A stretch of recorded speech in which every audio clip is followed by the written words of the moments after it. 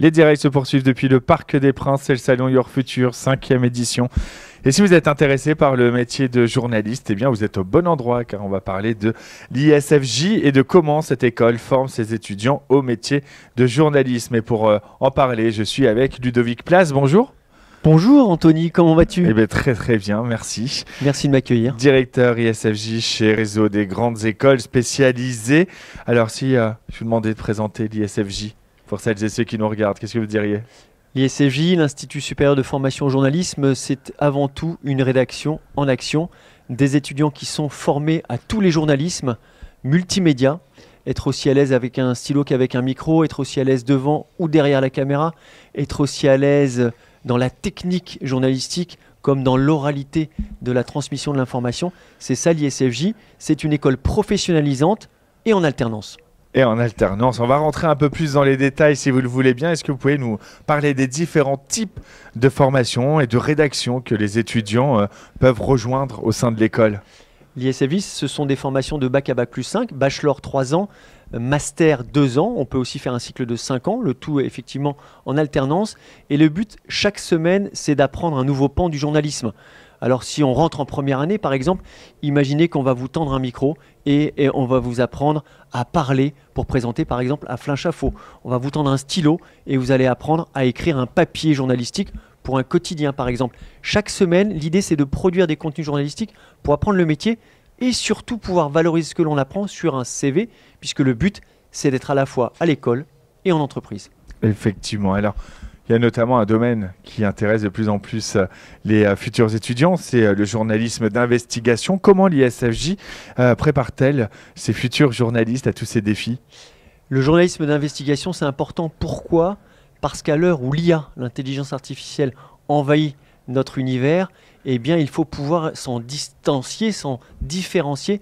Et le terrain, c'est la vérité du journaliste. Donc l'IA est un outil, mais l'investigation, ça relève de la maîtrise journalistique pure et dure. Donc on va envoyer nos étudiants en enquête, on va les envoyer sur le terrain et on va les envoyer chercher l'information que nul autre n'a encore découvert ou porté à la connaissance d'un public. Et c'est ça la valeur ajoutée que l'on apprend aux journalistes, c'est chercher l'information, la sourcer, la vérifier, la recouper. Et effectivement, c'est ainsi qu'on va préserver notre métier, qui est un métier de responsabilité. Vous parliez d'alternance tout à l'heure, on va aussi parler des opportunités professionnelles au sens plus large. Comment l'école, elle va accompagner les étudiants dans leur recherche, que ce soit de stage, d'alternance, mais aussi d'emploi? L'accompagnement est effectué avec la cellule Relations Entreprises. C'est une cellule qui va accompagner l'étudiant sur le chemin de l'emploi, de l'apprentissage effectivement, ou même après l'école.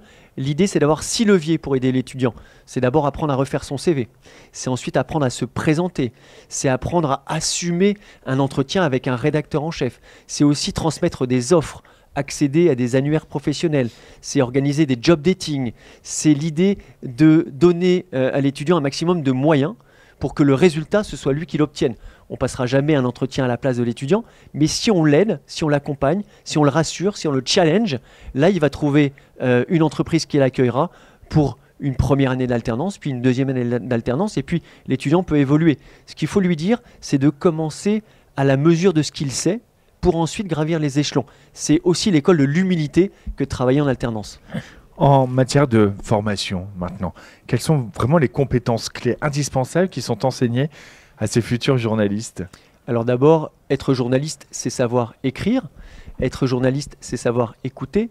Être journaliste, c'est savoir retranscrire une information à condition d'avoir pris le soin de la vérifier, évidemment.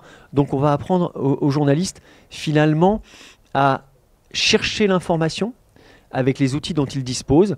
Alors avant, on parlait d'un annuaire téléphonique et maintenant, c'est l'IA qui va remplacer le bon vieux carnet d'adresses. Et l'idée, c'est d'apprendre à bien maîtriser les outils parce que l'information, elle restera toujours à les chercher. Donc, on va donner à l'étudiant tous les outils en lien avec les évolutions du métier. Vous vous rappelez peut-être qu'avant, pour tourner un reportage télé, il fallait être 5. Et bien maintenant, il suffit d'être seul. Si je prends mon smartphone, eh bien, vous pouvez tourner, monter, diffuser, être votre propre média. Donc c'est ce qu'on apprend aux étudiants, c'est la polyvalence et la professionnalisation avec du sérieux et aussi avoir une personnalité.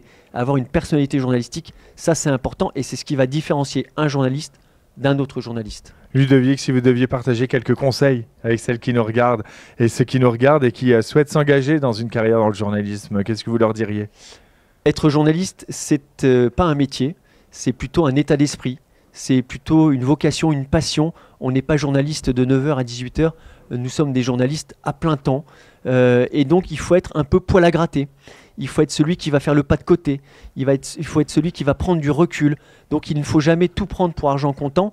Il faut toujours se poser la bonne question. Pourquoi est-ce que ceci est ainsi? Mais pourquoi est-ce que ce ne serait pas autrement? Donc c'est ça le journalisme. C'est toujours avoir le recul sur ce qu'on est, sur ce qu'on fait et sur ce qu'on va donner aux autres, puisque finalement nous ne sommes que des médias. Donc on transmet l'information et c'est ça le but. C'est vraiment de s'effacer derrière l'information qu'on transmet. Comment ils peuvent faire, celles et ceux qui nous regardent et qui voudraient avoir plus d'informations ou vous rejoindre? Comment ça se passe? Alors, première étape, c'est venir sur le salon Your Future, auquel nous sommes invités et merci beaucoup. Nous avons un stand radio pour la première année ici au Parc des Princes. L'idée, c'est que les visiteurs viennent s'exprimer devant un micro pour déjà tester leur capacité à vouloir informer à travers la voix. C'est important. Et puis, deuxième étape, c'est peut-être de se rendre directement sur notre campus à Paris, mais aussi à Lille, à Lyon, à Paris, à Nantes, à Reims, à Grenoble, à Lyon. L'ISFJ se développe. Et puis, si on n'a pas toutes ces possibilités-là, évidemment, le site internet pour pouvoir explorer les dates de concours, par exemple, et nous rejoindre dès que c'est possible. L'ISFJ, une des écoles partenaires de ce salon Your Future. Merci Ludovic Plas. Merci beaucoup. Avec grand plaisir. On se retrouve dans quelques instants. On continue d'évoquer votre avenir.